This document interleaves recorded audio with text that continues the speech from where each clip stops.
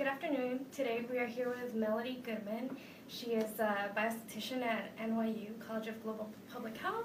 Please send in any questions at any point if you have any comments, any likes, share our page, like our page. And Dr. Melody Goodman.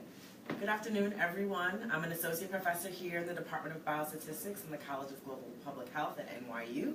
And my research focuses on health disparities broadly, from really statistical all the way out to sort of community-based participatory research. So to start off, if you could give us a little bit about your background, where you grew up, what that was like. So I grew up on the south side of Jamaica, Queens, here in New York City. You're a native. I'm a native, born and raised here in New York City.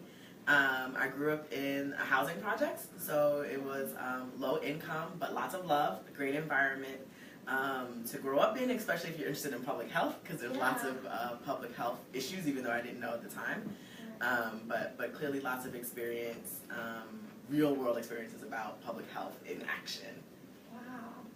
So do you think that's part of what motivated you to come into Yes, field? so I'm a math major, so I come clearly from statistics side, but what drew me to public health is that I really wanted to help communities like the one I grew up in become healthy spaces for kids to grow up in.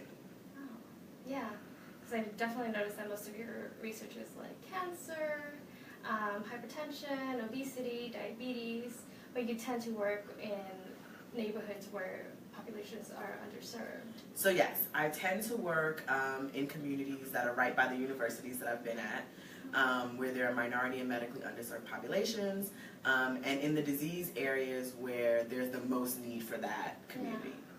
So where have been some of your experiences or your research experiences? I've had a lot. I mean, that's the nice part about being a biostatistician is people love to invite you to be parts of their research projects because no one wants to do the statistics.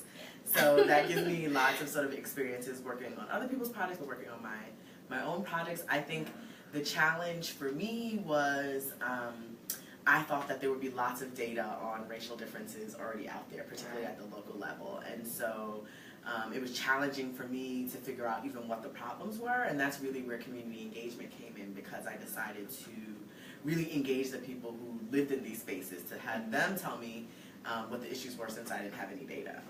Right. Oh my gosh. That is. And I just kind of want to hear specifically about some of the research projects you had, because I mean, I saw your CV. It's a lot, and it seems really interesting. I'm sure people out there want to know what it's all about.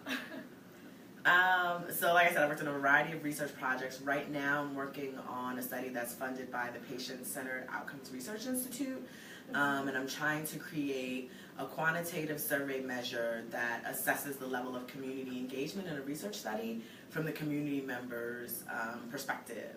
And we have an expert review panel that has people who work in research, but also community stakeholders and people that have been community partners on grants. And they're really helping us figure out how do we measure the level of engagement in research, with the hope that people will start to implement it in their studies so that we can show that engaging communities improves the quality of research ultimately. Okay. And I just realized that some people maybe don't know what like quantitative, what all some of these terms were. So do you think you could unpack that a little bit, like mixed methods, quantitative, and even what does biostatistics mean? What is it that you actually do day to day? So biostatistics is the statistics of health. So it's all of the statistics behind health and medicine. Probably biostatisticians are the least known, but some of the most important people on the research team, because we're doing all the numbers. So when you think about new drugs coming to the market, dosing, clinical trials, like biostatisticians are involved in all of that stuff. I've tried to use biostatistics, I think, in a little bit of a different way, because I'm interested in a lot of sort of different things. I'm really interested in what causes racial differences in health, particularly among people that live in a similar community. And since we know that place is a real risk factor for you know, what your life will be like in terms of your educational opportunity, your employment opportunities, and ultimately your health, I'm really interested in studying place as a determinant of health. And so my projects focus on things like segregation and how that impacts health, discrimination and how that impacts health. But I really try to work on more solution stuff, because we know that there's problems, and so I'm not trying to identify more problems. I'm trying to develop solutions. So a lot of our work is on health literacy and health communication. So how do we, teach people to communicate with physicians, or how do people understand, my last NIH-funded, National Institute of Health-funded project was about communicating the results of genomic sequencing to patients. So as medical technology increases and improves, what we have to do better as researchers and scientists is figure out how do we communicate this to people, and how are they going to use this information to make decisions about their health and their health care. And so I'm in that space of really trying to increase research literacy for lay people, and figuring out the best ways to communicate some of this stuff to people. So unpacking some of the terms. So I talked about biostatistics, which is a really, really great field, and if you haven't heard about it, definitely look it up. I found it on Google, so I'm encouraging those of you out there to go Google it and find out more about biostatistics. Quantitative research, right? So that's research that deals with numbers and numerical data, and mixed methods is when we use both quantitative and qualitative research approaches together to address a problem. And I think to solve problems like health disparities, you're going to need lots of different approaches, and so I can't sit here at my computer and crunch numbers and figure out the answer to health disparities. I'm going to have to talk to people, I'm going to have to get data that's not always numerical, and so even though that makes me uncomfortable as a statistician to deal with data that's not numerical, I have to talk to people, I have to get words, because you need context behind the numbers in order to tell a real story. I love that. That's so admirable. Yes. I'm all about the community-based participatory research, which is exactly what you do. And during your research, how is it that you do get the community engagement? How do you? So we try to get the community involved up front, because that's the real essence of community-based participatory research, that community members are engaged in the beginning. That being said, particularly in the communities that I want to go into, there's some historical mistrust of researchers, rightfully so, because we've had some egregious incidences of research misconduct, particularly towards minorities in this country. And so you have to sort of build trust and rapport. And I think for me, one of the things that I've tried to do is give before I take.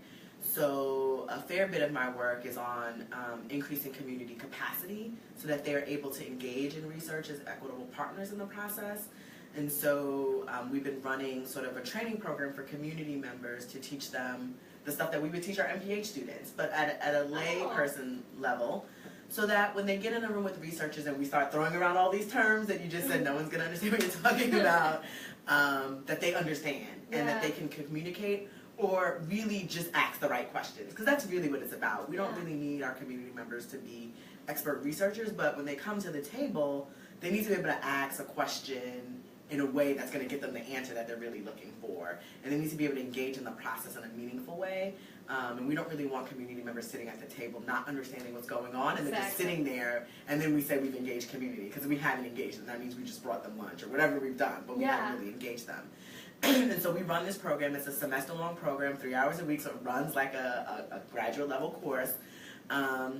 And they learn about research methods, quantitative methods, qualitative methods. They learn about research ethics. They learn about health literacy. They learn about cultural competency. And at the end, they're certified to conduct research with human subjects, so then they can join research teams and research partnerships as a community stakeholder. And the great thing about the people who participate in our program is that they're already out in the community doing work. We're not like creating people, we're just helping people who are doing this work do it better, right? So they're already out there doing this work, we're just trying to give them the tools to really do it better. So you work in partnership with some sort of organization, or? So we bring people from all over, there's no limitations. We have some organizations that we partner with, like health departments and other community-based organizations, but it's open to anyone. And some of our best sort of, we call them fellows, have been people that don't have an organizational affiliation, they're just really passionate about their community.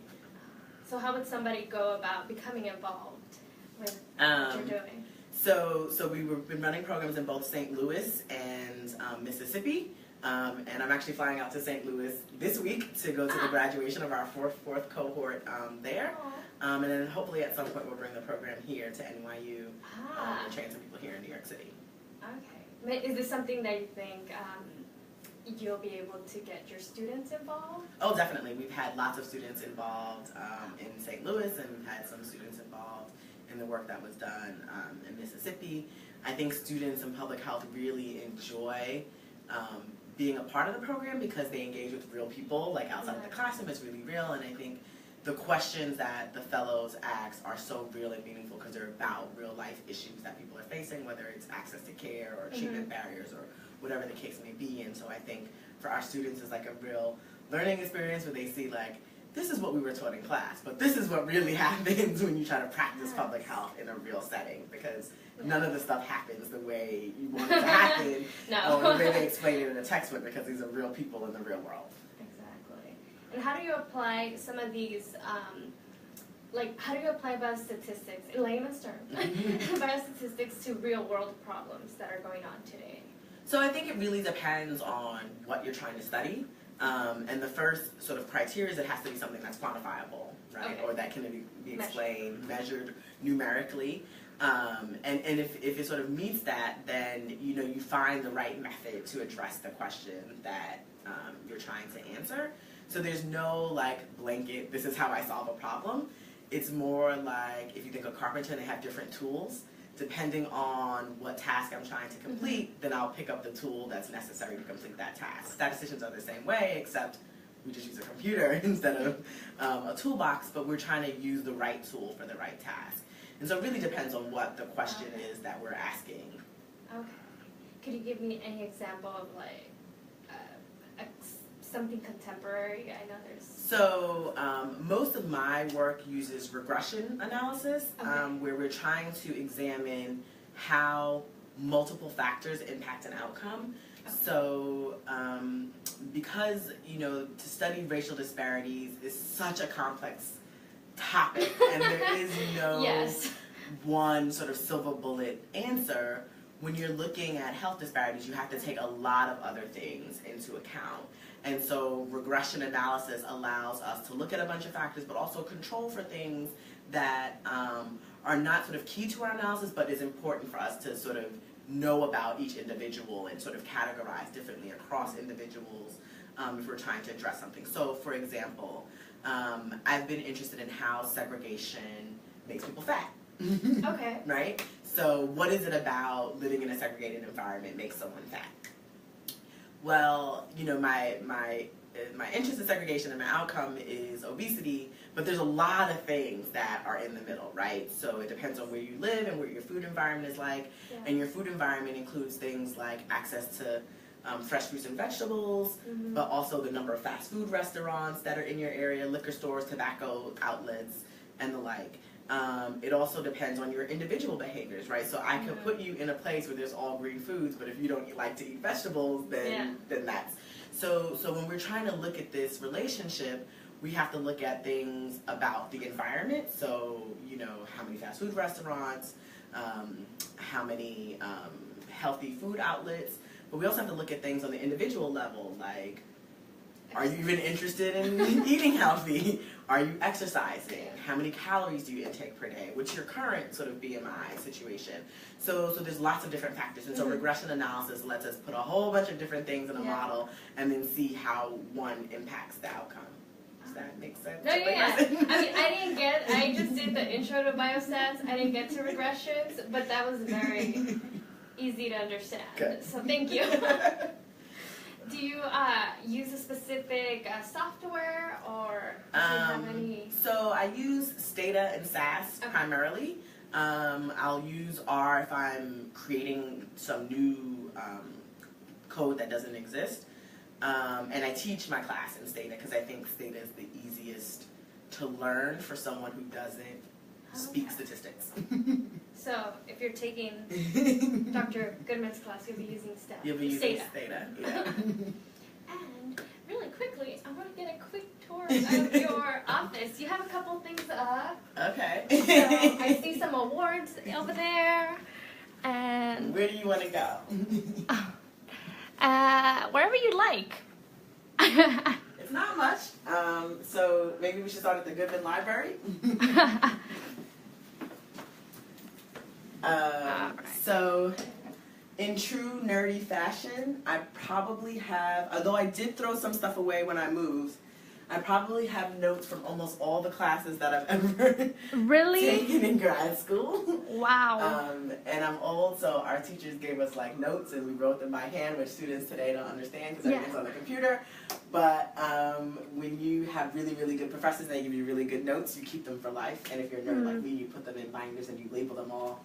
Wow. And they look really nerdy, and some of those are from classes that I took. And then some are classes that I actually taught, my biostat classes, and then the fellows program that we run. And then you'll see lots of stat books, because any good statistician always has books behind them. Even though Google is really great, really books for a good nerd are, the way to go. So you'll see that there's everything from calculus.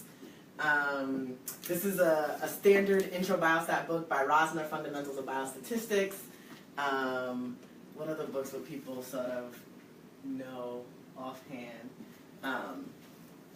Applied Survival Analysis by Hosmer and Lemeshaw.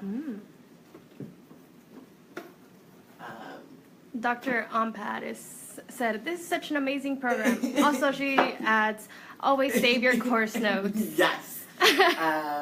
And Principles of Biostatistics by Pagano and Gavreau, which is a book that if you took intro biostat, a lot of different schools of public health, you probably saw that one. So there's lots of books on how to use Stata, how to use SAS for mixed models. Fun stuff. And then there's also lots of stuff on like community-based participatory research, which is the other thing that I'm really sort of interested in. Yeah. So those are books. I've a couple of awards. So yes. I won the Dr. Martin Luther King Drum Major Leadership Award from Hollywood Baptist Cathedral. Oh. And then I was also recognized for my work with the American Public Health Association Applied Public Health Statistics section. I was chair and chair-elect and past chair from 2014 to 2016. So nice. 3 years of service. And everything else is probably pretty boring, but these are my... What? This is not boring. My undergrad degrees from Stony Brook, so that's my Stony Brook degree, and then my honors college degree. And then I think, when you're a teacher and you get awards for teaching, it's really meaningful. So when I was a grad student at Harvard, I got a distinction in teaching award, and I hung one of those up. Somebody's like, and here I am using summer break to disposing them. I think they're referring to the notes. Probably. Keep them. Keep your notes if they're good. Well, And then my master's and my doctoral degree. All right, so this is your master's over here? This is the master's here. Oh. From the Harvard School of Public Health. Mm-hmm. And then my doctoral degree, which is in Latin.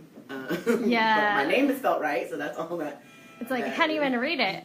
It really matters, but they give you the translation, which I think I framed behind the thing. And this I actually really like because I got it when I was graduating from high school by Vivian Cook, who was a member of the New York State Assembly for my commitment to academic excellence. And so she talked about all the stuff I had done up until high school, which seemed like a lot then, but that was many years ago. Wow. Keeping your awards from high school.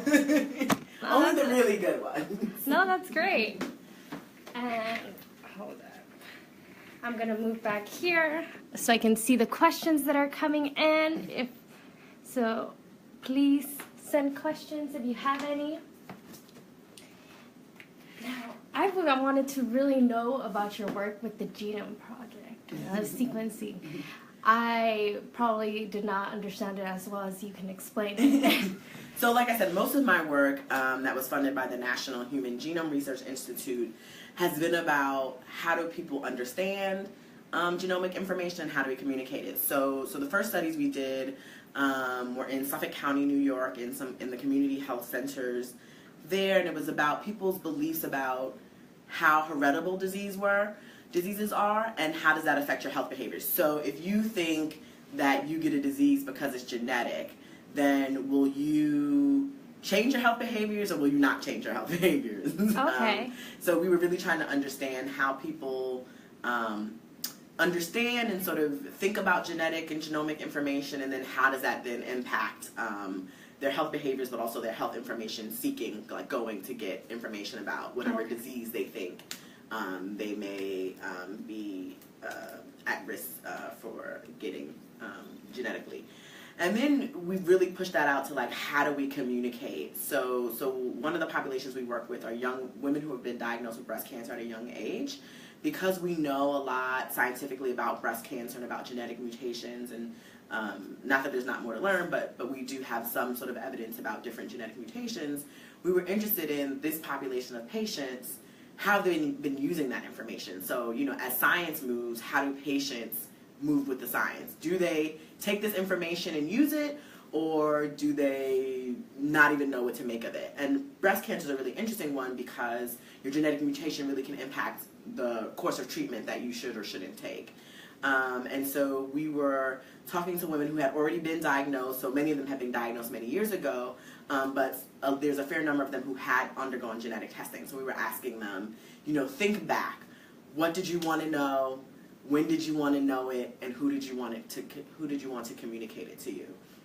And one of the things that we really found out is that, at least among this sample of women, people wanted the information from someone who really knew genetics. So it wasn't about having their doctor tell them. If their doctor isn't a person who's really knowledgeable about genetics, they didn't really feel like the doctor was the best person to tell them.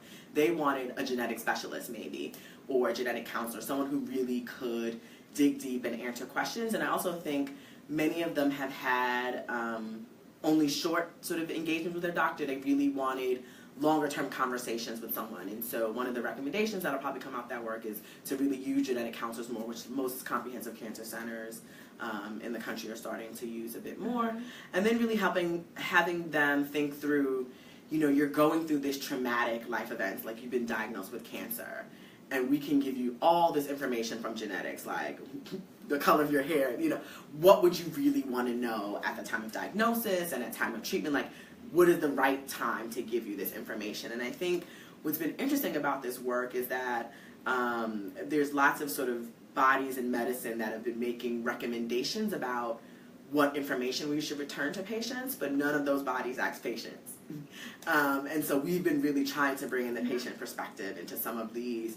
You know, someone's going to say these are the standard things, and at some point when we give these tests, we're just going to give back certain results, but we want to make sure that patients have input into what our standard of care would be. And so this research has really given patients a chance to have input into what information they would want to know when we start to release this information back. Awesome. And thinking about all the work that you've done, researching, teaching, whatever, what is your favorite part about it? I'm a numbers person, so I could sit and program in SAS and Stata all day, and I know that sounds immensely nerdy, but I definitely like numbers more than I like people, because they just behave better. They're predictable. They're predictable, and they do what I want them to do. So I could, you know, probably the favorite part of my day, and my colleagues will agree, is so I do a lot of survey research, so when we like launch a survey and the data comes back, like that's like my favorite thing, like a new study and having like new data that no one in the country has about some topic that I'm immensely interested in, and I could just sit here all day and like clean the data and, you know, look at the sample and try to figure things out. And I know it sounds totally nerdy, but it would be so exciting to me. That's like the best part. So I remember when we launched a recent survey in a primary care clinic, and we got our data back, and we had like 1,000 people respond to our survey as they waited in the clinic. And I remember like jumping up in the hallway because I had reached this amazingly underserved population. So like everyone was low income and there was low health literacy, and we really had reached people that you almost never get in your research studies. And so I was just like standing in the hallway telling everyone how great my data was and how excited I was to start analyzing my data. So that's a nerdy biostatistician. That's part of the day. No, you're selling it though. You're selling it. I mean, the way you're so excited about it makes me, I feel it. And a question we have is, how will AI programs like IBM Watson affect the future of biostats work, or will it at all? So yes, I think biostats is a really, really broad field, and one major component of that field is computational biology. And that's where I think artificial intelligence is going to play a role. And also as we do more stuff with genetics and we have these huge big data sets and we're sequencing lots of data, I think, as we start to data mine, we'll start to use more AI. That being said, I don't think statisticians will ever lose their job because computers are only as good as the people using them. And there have to be people that tells the computer what to do, but there also have to be people that interpret what that means. And I remember when I first started working in statistics, like running programs, and I was looking at my dissertation, like running programs overnight and over the weekend, and it took days for stuff to run. And I remember like running stuff for 3 days just to find out I made some like simple mistake and having to do it all over. But computers are getting so fast now that what used to take me 3 days now takes me 3 minutes. So now I think I probably could have finished my dissertation much sooner, but we won't complain about that. But I think, as we increase our computational speed, like what we're able to do will be immensely great. So I definitely think it'll play a role. That being said, for those of you who are interested in biostat, and I hope some of you are, that you don't feel like you won't have a job because computers will take you out of business. I don't think that that's going to happen, at least not for a really, really long time, until computers can really start to do critical thinking, which we're not there yet. Okay, so there you go, people. Biostats, that's where it's at. Another question is, why is occupational health still not taken seriously in developing countries? I don't do that much international work, but I think occupational health is, I wouldn't say not taken seriously, but it's not a field that I think we appreciate much, even in this country. And I think it often gets conflated with like physical therapy, like in the same sort of vein. I don't know why people feel like maybe they're not taken seriously, because I think most of my time in academia has been in a medical school, and we've had strong occupational therapy departments at the schools that I've been in, and they've done great research. In fact, I was collaborating with an occupational therapist who was doing slip and fall interventions for older adults, particularly in urban centers and African American communities. So I take it seriously. I don't know. I don't know about everyone else. Really quickly, what is occupational health for people who don't know? So occupational therapy is really sort of, I think of it, I probably shouldn't say that, but I think of it similar to physical therapy, but they're helping you, let's say you have some injury, they're helping you get back to where you are functioning for your job, right? So that's the occupation part. So whatever sort of motor functions you need or skills you need, like let's say you injure your leg, but you need to walk as part of your job, then they'll make sure that your leg is sort of back into a condition where you can do the duties of your position. Gotcha. And are there any projects that you're really excited about in the future or going on right now?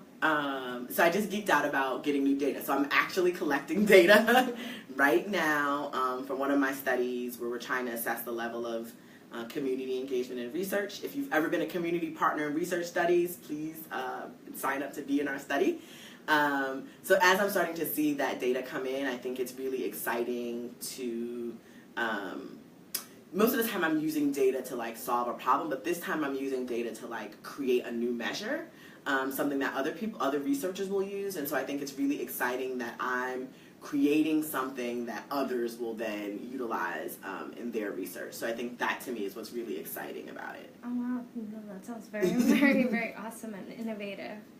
Now, for those people who are trying to get into public health, what do you think are their biggest opportunities out there? I mean, I'm biased because I'm a statistician. So I think biostatistics is like the best part of public health because we're the heart of any research study. That's the methods, and that's sort of where we demonstrate our expertise. But I think public health is so big, and I think for me, what I didn't realize when I got into public health was how big it is. So I think lots of people, when they think of public health, they think of the health department, which is a part of public health, but I think people don't think about housing and transportation and all these other things. And so the social determinants of health have so much impact on health outcomes that things that maybe weren't traditionally thought about as health are definitely part of public health, and I think a few years ago there was this major push to put health in all policies. So think about even the trash policy, how that would impact someone's health. So I think, we're really starting to think bigger, and so now I think public health is everywhere, everything, because we know where you live, work, pray, and play has broad implications for your health. And so public health is now where you live, where you work, where you pray, where you play. It's all of those things that impact your health outcomes. And I think what's amazing to me about public health is that I think most people, when you're smart, you're told to be a doctor, and they mean like a medical doctor. And I think that medical doctors do great work, but they see one person at a time. And I think as a public health practitioner, the community is my patient. So I'm really having bigger impact, right? And like one study could have a broad impact on a whole community. So I think, public health can just really touch people and touch lives in ways that is really meaningful and beyond the scope of what we traditionally think about in terms of health. I second you. And I know you love biostatistics. I feel you. But is there any other job you've had that is not necessarily in an academic setting? So my first job out of undergrad, I was a financial analyst on Wall Street. When I was in undergrad, I had no idea what I wanted to do. I knew I did not want to go to school more. So I thought at that point that I know, but I thought the point at 4 years, I thought those would be the only degrees that I would have. So I didn't know what I wanted to do, but I knew I wanted to be rich. And so if you want to be rich, one of the best places to do that is to go to Wall Street. So that's what I did. I did a summer internship, and then I worked 2 years as a financial analyst on Wall Street. And then they suggested that I go back and get my MBA, and that's when I went and got my PhD. Because I felt like I learned a lot in that position. And one of the things that I learned for me was that being rich had more to do than just how much money I make. Although I love to make money, money's my love language. So I love to make money. Quantifiable. It's quantifiable, it's measurable.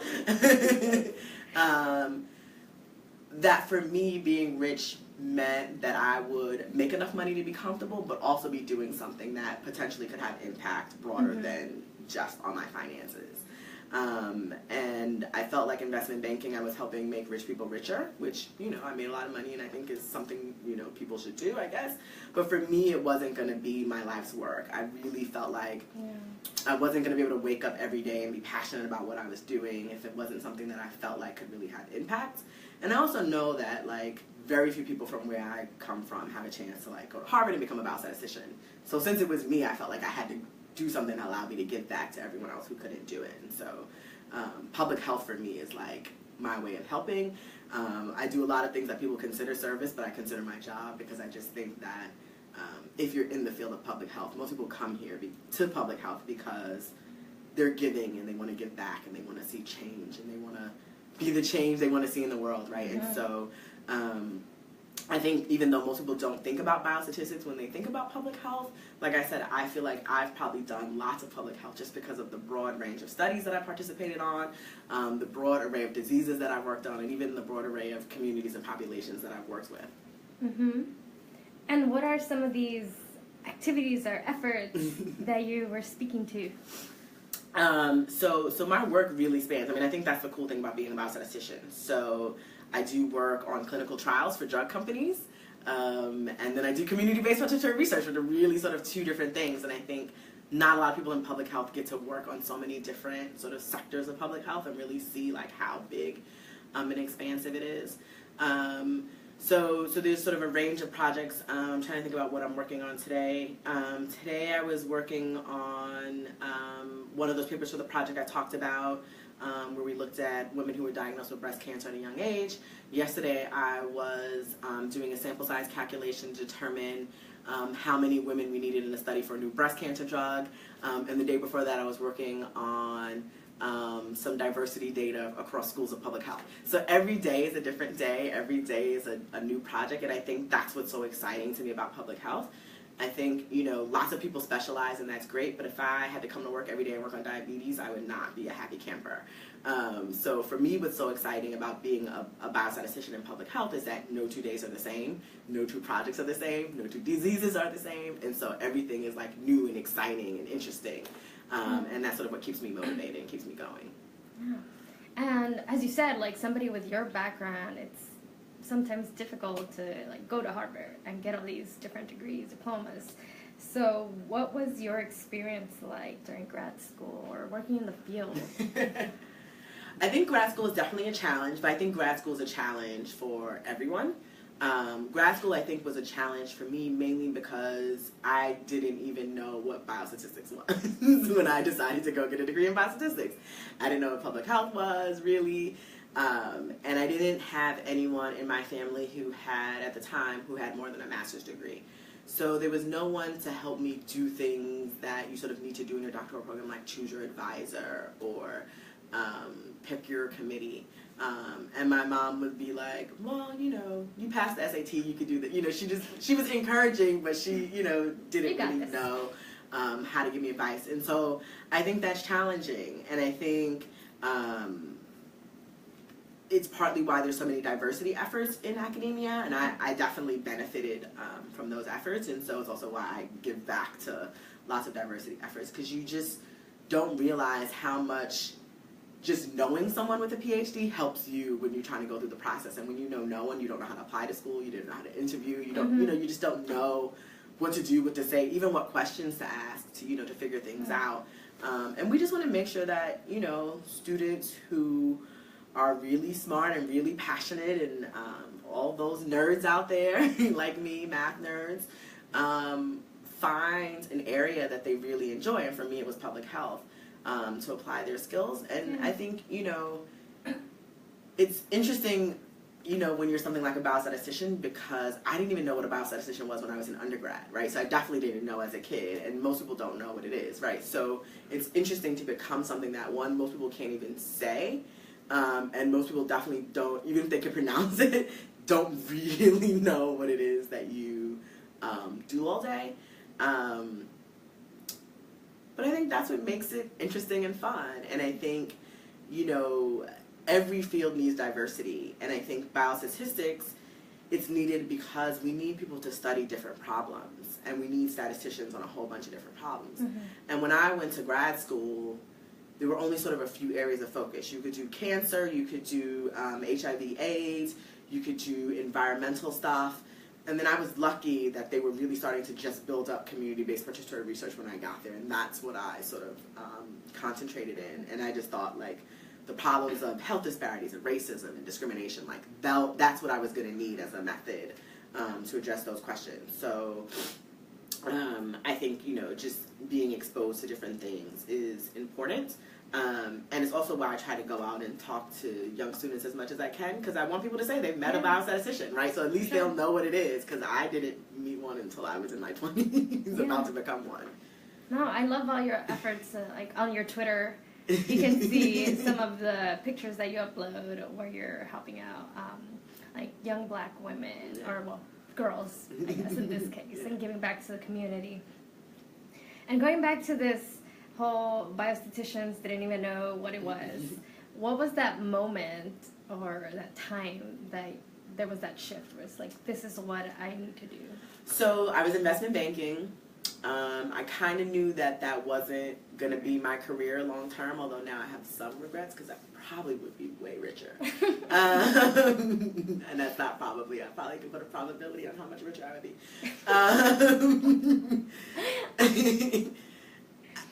I knew that I wanted to use math more, and it's interesting because I was surprised how little math is used in finance.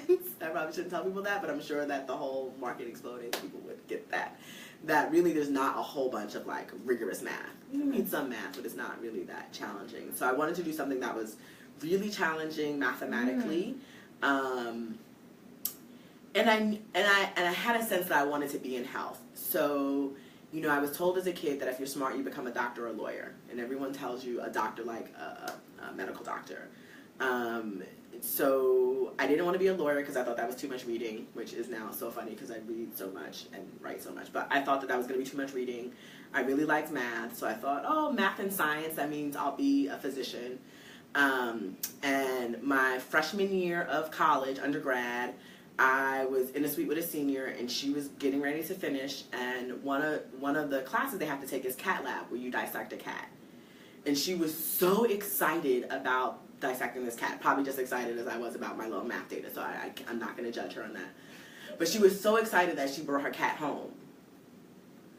And she was like showing us. And it was at that moment that I was ultimately grossed out. I knew that if I had to take that class to graduate, that I was not gonna finish school. And it made me really think about, do I want to be a doctor? And I was like, I don't really like blood or urine or vomit, people, any of the things that would make a good physician. So I really had to think about it. That being said, I do like health. I just didn't want to be on the front lines of health. And so for me, biostatistics was a perfect marriage between the math that I love and enjoy and being in the health field where I think you could have lots of impact. Yeah, not for sure. Wow, I'm still like the cat. It was so gross. Yes. And now that you've started to work at CGTH, you kind of come full circle, coming back home to New York. So great.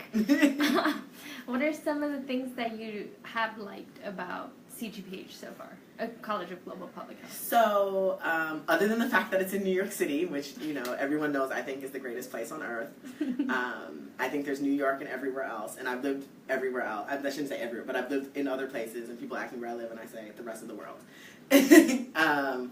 I am excited about the global aspect of CGTH, so I think many schools have global efforts, but we really are a global school where we're on campuses all across the world, and the ability to go and train in sort of real communities, because that's sort of what I'm passionate about, I think is an amazing opportunity for students. Like, if this program was around when I was a student, this definitely, like, that cross-continental MPH and all the sort of global things that we offer here at the College of Global Public Health. I mean, I think if you're interested in public health is amazing. I think there's a great group of faculty here, and we're a young school, which means like faculty have real input into what it's going to be in the future. And so for me, it was really attractive to be able to come to a new department and really think about biostatistics in a little bit of different way than some of how some of the traditional schools thought about it, and really train our students to use biostatistics like it's a toolbox and not be so scared about it. Although maybe they still are scared, but at least they can use it and really know why it's useful to be able to have those skills in public health. And I just think that, CGPH is new and it's on the rise, and you always want to get on stuff on the ground floor. So here I am trying to ride the elevator up when we get to the top and we're successful. Yeah, you told me.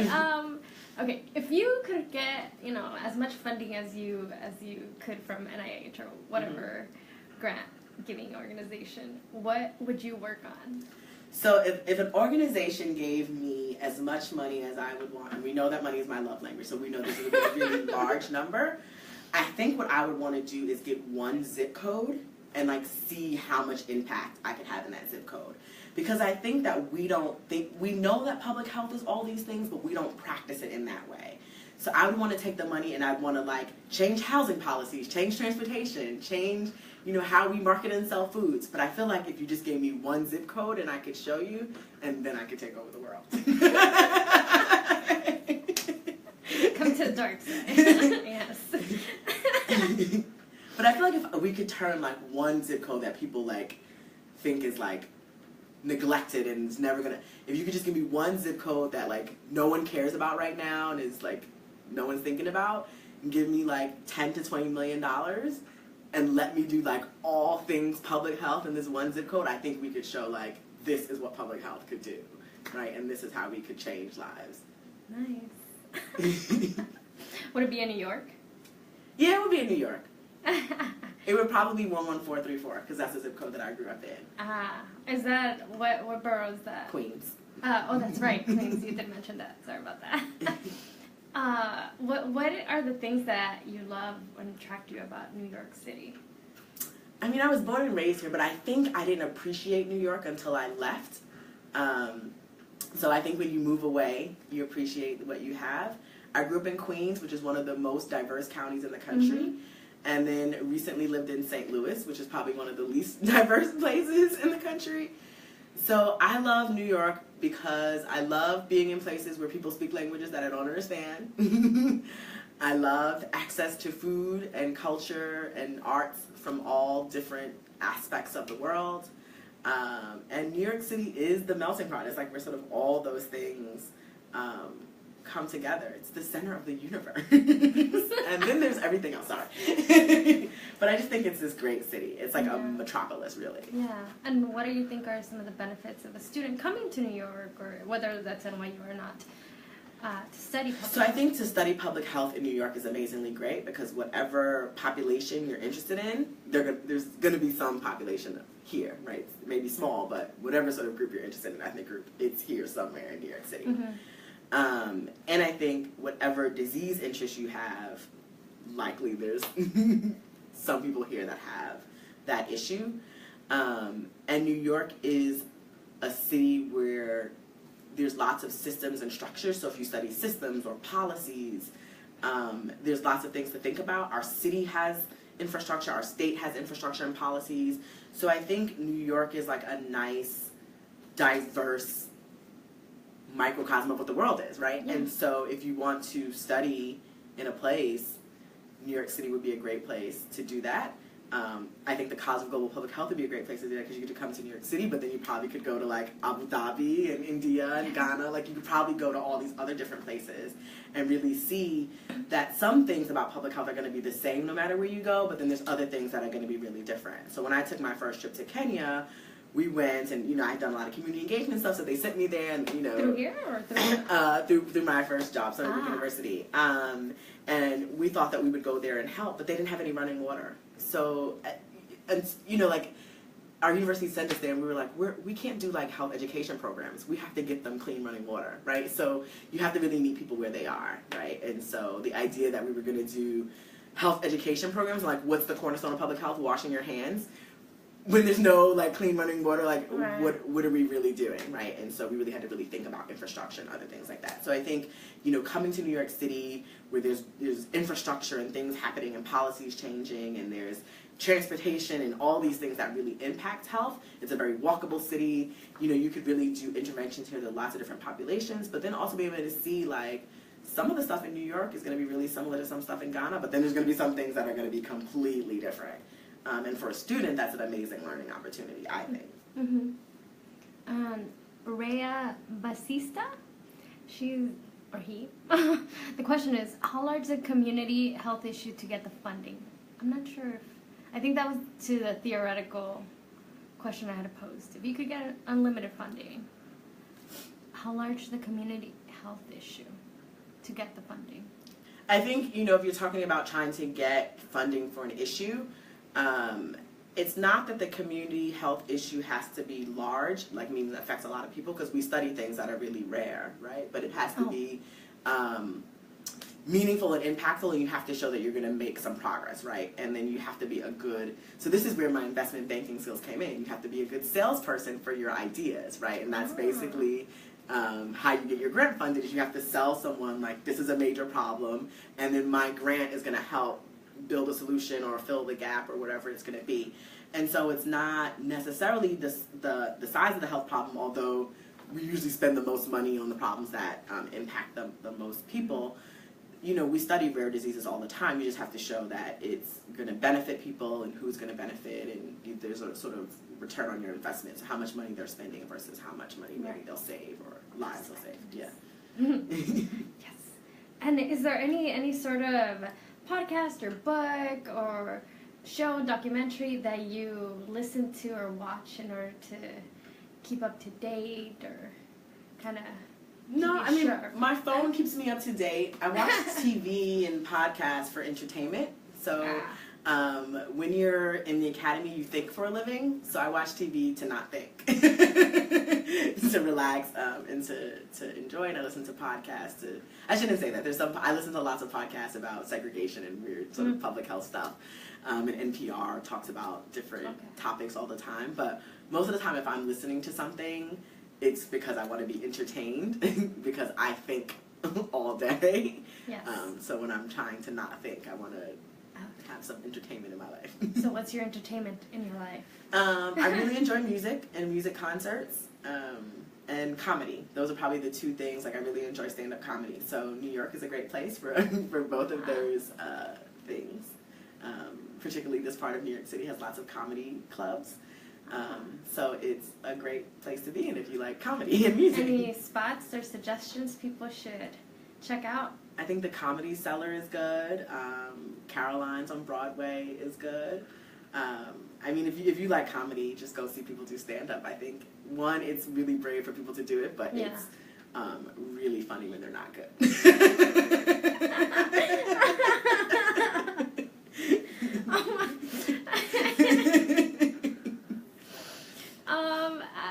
Rhea is saying thank you, Dr. Goodman. Is this one of your previous students? I don't know who that is. Oh, well, maybe. I don't know the name. Did you have any, okay, she's a woman and an Master's in Science, a health psychology student, and teaching SEN learners. Is that English as second language? Yeah, I think probably. Thank you for tuning in, yes. Rhea. And can you tell me if you had any mentors along the way, because your academic or personal journey? I've had lots of mentors. You don't come from where I come from and get to where I get by yourself. I have lots of people that have impacted my life in ways. I think my mom was sort of really instrumental and really pushed education early on. In the community that I grew up in, the most famous people were like rappers and basketball players. So if you thought you were going to be successful, those seemed like the career options. And so my mom was really different in like telling me like if you get a good education, you can get a good life. So I think that was my first step. And then I'll have to say that for some reason, people have seen more in me than I've seen in myself, like since undergrad. So I've always been selected to be in these great like programs where they like enrich you and give you all these things. So in undergrad, I was a Minority Access to Research Careers Fellow, which is funded by the National Institute of Health. And they have these programs at a bunch of different undergrad schools. And it's really, the idea is to get students to become researchers. And when I joined the program, I had no, like, I'm probably like a good outcome, but I had no intention when I joined the program to be a researcher. I just knew that they were going to pay a piece of my tuition and give me some money and some research experience, which, you know, as an undergrad was a great thing to have. And then similarly, when I got to grad school, I was also in a training program. And I think, you know, the funding part of the training program is really nice. As already said, money is my love language, so clearly the funding is nice. But most of these programs come with, like, mentorship component, or you link to an advisor, and that has been really influential to me. I also think that it's really rare for people to feel supported by their profession, but, like, I feel supported by the academy, like other PhD level scholars. I feel like there's so many people out there that have, like, responded to my cold emails or took on this biostat student as a mentor, even though they weren't biostatisticians, because I was interested in some community-based thing they were doing. And people who have just been generally wanting the best thing for me, who benefit nothing from that. And I think I've been lucky in that way, because I feel like it's nice when you feel like your profession supports you, right? Like you feel like people are really trying to help you be successful in this profession. Where it can be sort of dog-eat-dog world out here, and I do really feel supported by other academics, which is a really nice place to be in. Yeah. Yes. Sure. I'm feeling everything.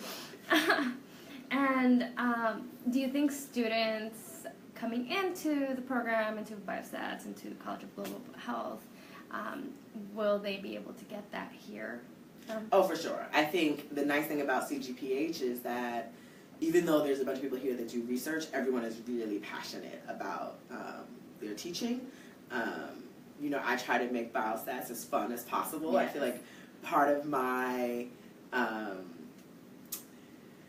don't know, like part of what I give back to the world is like to show people that it's not as bad as they think it's going to be, because I feel like so many students come to biostat already saying they can't do it. And if you say you can't, you can't. But if you just give me a chance to teach it to you, maybe you can, right? And so a lot of that is like taking their guard down, telling them it's going to be okay, and then throwing some jokes in, right? Because biostat is not the most fun thing to learn.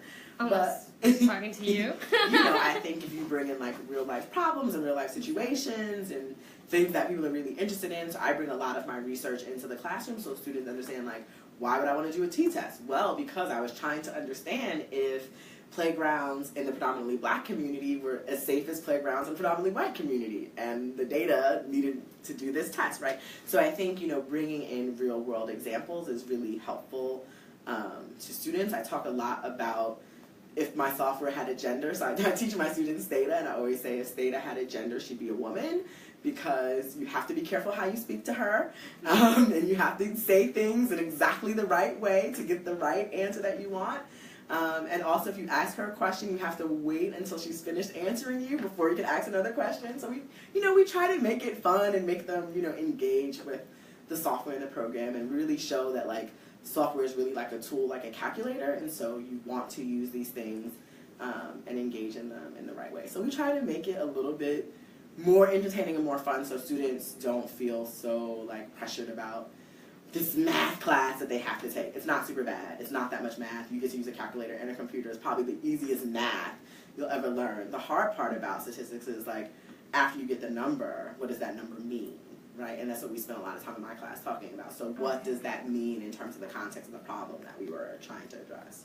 I mean, and wow. I wish I would have had you as a professor. Maybe not. You should ask my students. I'm a really tough player. But I think I'm fair. I would say that. Okay. And I'm assuming you have office hours and all these other things. Yeah. So email. And what are some of the biggest challenges you see for public health moving forward? So I study health disparities. So for me, I think the biggest challenge is racism, which I think is one of the most intractable issues that this country faces. And I think, how do we address something that we often don't acknowledge? And, there's all of these things. And, is it intent or is it, perception? There's all these ways of that racism impacts. We know that systems of race can perpetrate racism, but then there's also like personal mediated racism. So all these ways that it sort of interacts. So for me, I think that's the most challenging issue. I think globally, the most challenging issue in public health is poverty. I think there's so many things health-wise that could be addressed if we eradicated poverty. And I'm not going to get on my soapbox. I'm just going to say we know how to do it. Yes. So we'll have another conversation after. Since you are such a busy person, and aside from all academic stuff and the giving back to the community that you do, how is it that you keep yourself organized, on track, meeting deadlines, all of this? So I'm a nerd. I have a type A personality. You'll notice my desk is clean. Yes. My office. Everyone comes to my office and says it looks like no one works here, but I work here every day. So I'm really organized. Hence the binders. Right.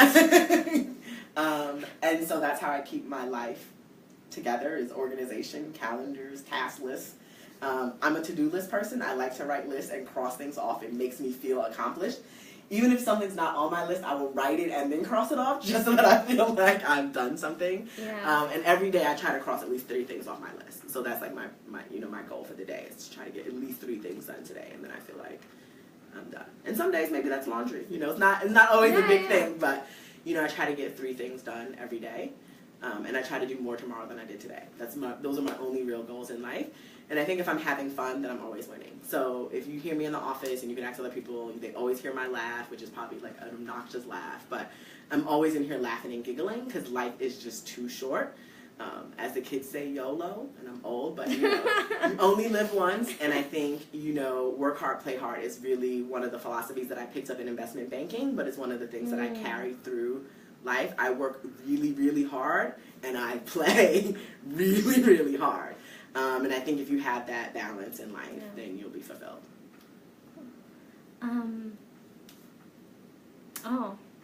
Ray is feeling it. It's like racism in developed countries and poverty in developing countries.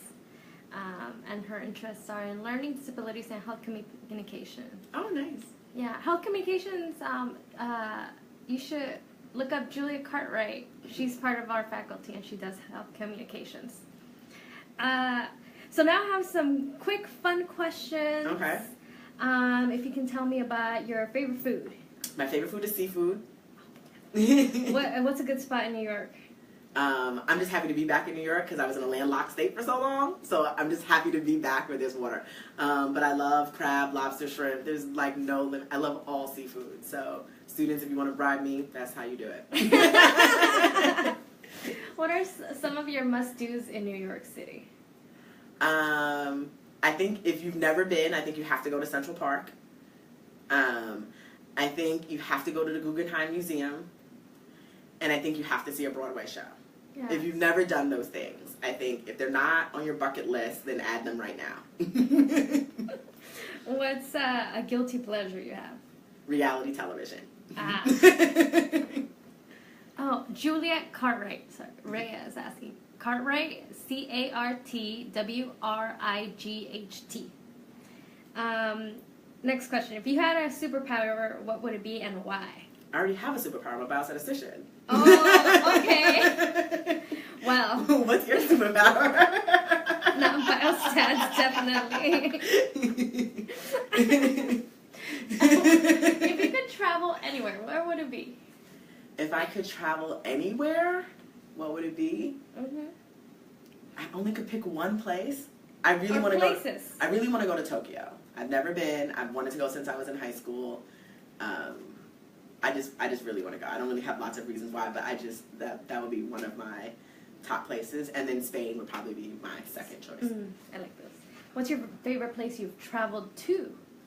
My favorite place that I've traveled to, you're gonna think I'm so corny, Vegas. YOLO. We went for my 21st birthday, and I gambled a lot, and it was great. And if you could do anything like another occupation, job-wise, what would it be? If I could do another thing,